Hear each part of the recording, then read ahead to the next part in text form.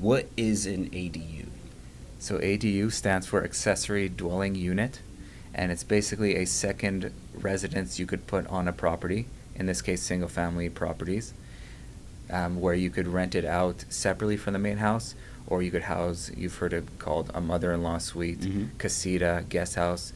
So it encompasses those things with a kitchen. It's fully functional as its own dwelling unit. And the significance of this is that previously on single-family zone properties in Phoenix, and we're just talking Phoenix for now, but there is state legislation that says by the end of the year, every municipality in the state has to allow for ADUs. So that was a significant change, and it's mostly to help with affordable housing, help people who want to do house hacking, let's say, on their own properties.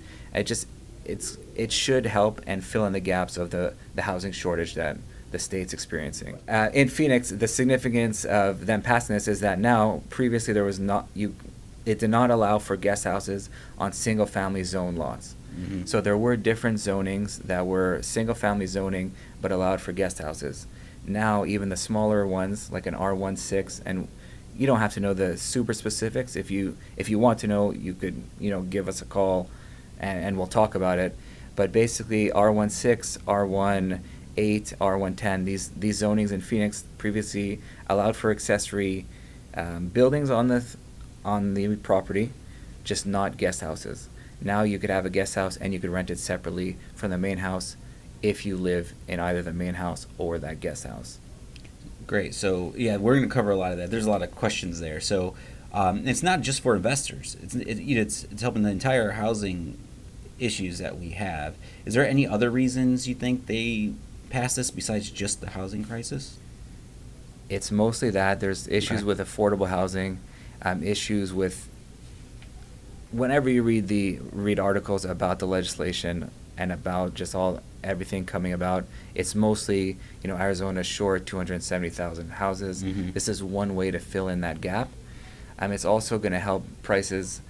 Since there's been such a price surge, it should help with pricing, so make it more affordable also for people to live, and not in as dense of a community as, let's say, apartments or things like that.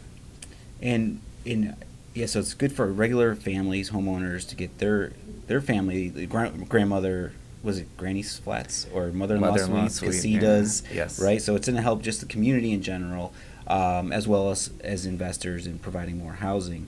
So in regards to legal, can you give us an overview of how ADUs became legal in the city? Yeah. What are some of the regulations? So everything about development standards and those types of rules are written into a zoning ordinance for a city. So City of Phoenix has its own zoning ordinance, City of Tempe, Mesa, they all have their own zoning ordinance. And Phoenix kind of took the lead here, and they allowed for ADUs prior to the state legislation.